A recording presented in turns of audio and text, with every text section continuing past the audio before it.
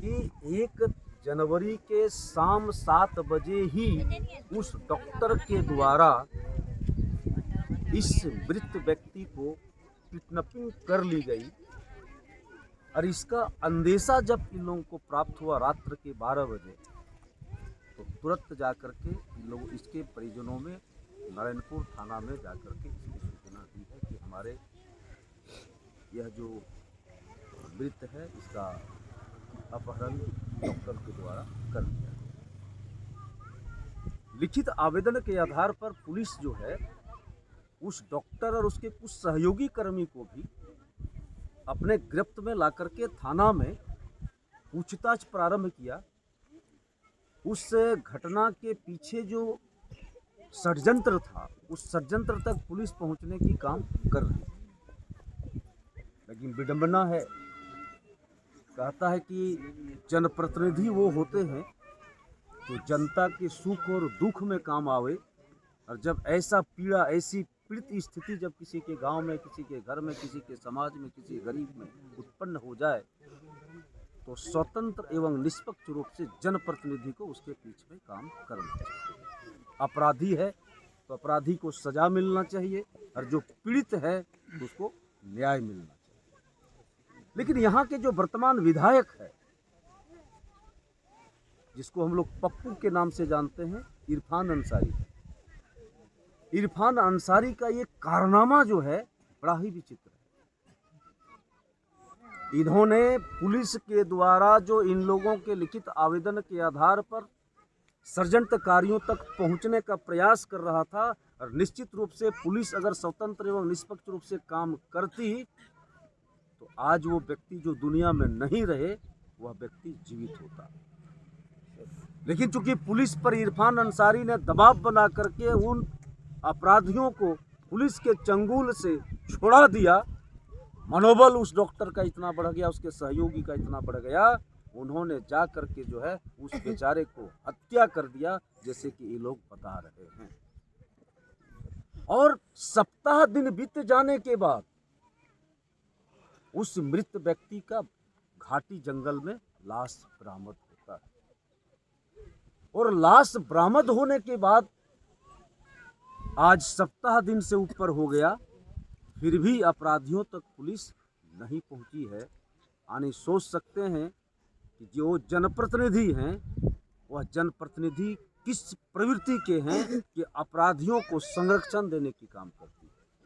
मैं तब जानता यह जनप्रतिनिधि जो है स्वतंत्र एवं निष्पक्ष रूप से काम करती है कि इतनी बड़ी हादसा होने के बाद ये तमाम लोग उसी के वोटर हैं,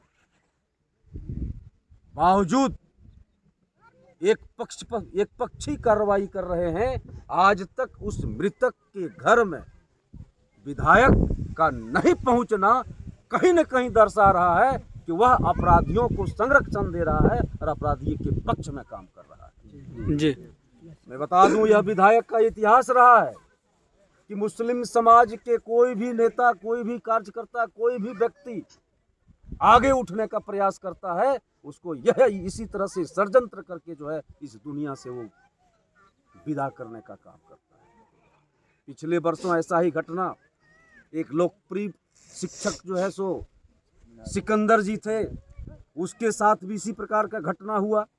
आज तक पुलिस ने किसी प्रकार की कोई कार्रवाई नहीं कर पाई, कोई अपराधी जेल नहीं गए।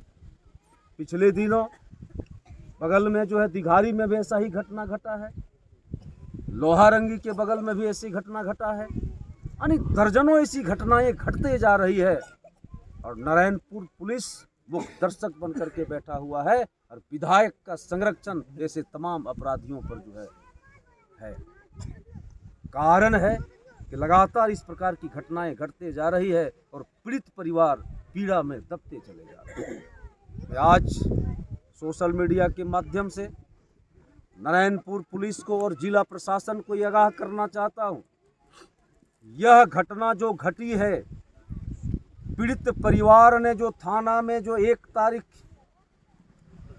या 2 तारीख जो अपने स्तर से प्रथम इंतिला रिपोर्ट दर्ज किया है, उस लिखित प्रतिवेदन के आधार पर उसमें जो एलिगेशन लगाया गया है, उस एलिगेशन के आधार पर एफआईआर इंस्टीट्यूट करते हुए अपराधी तक पहुंचे और अपराधियों को जेल के सलाखों में बंद करे।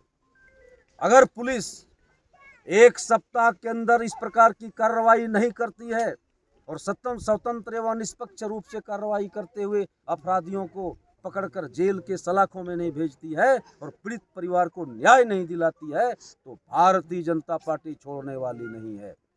भारतीय जनता पार्टी हर हाल में पीड़ित के साथ खड़ा है, पीड़ित के लिए काम करेगी।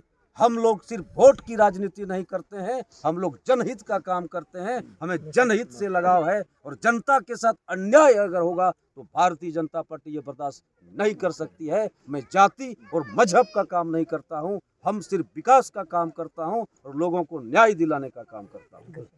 मैं पुलिस प्रशासन को और जिला प्रशासन को ये आगाह करना चाहता हूं, आप सुधर जाइए और इस घटना की जो गुत्थी है, इसके अंदर में जो अपराधी है, जो षड्यंत्रकारी हैं, सबको सामने लाइए। नहीं तो एक सप्ताह के बाद हम लोग जो है अनिश्चितकालीन पाणेडी मोड़ पर जा करके मुख्य पथ को जाम कर देंगे और जिला प्रशासन और नारायणपुर थाना का हुक्का पानी बंद कर देंगे और तब तक यह जाम जब तक कि अपराधियों को जेल के सलाखों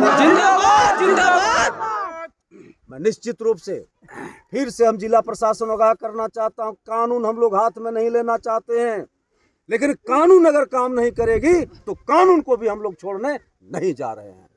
आप एक सप्ताह के अंदर अपराधियों को पकड़िए और इसमें जितने भी लोग सम्मिलित हैं सारे लोगों को जेल के सलाखों में बंद कीजिए।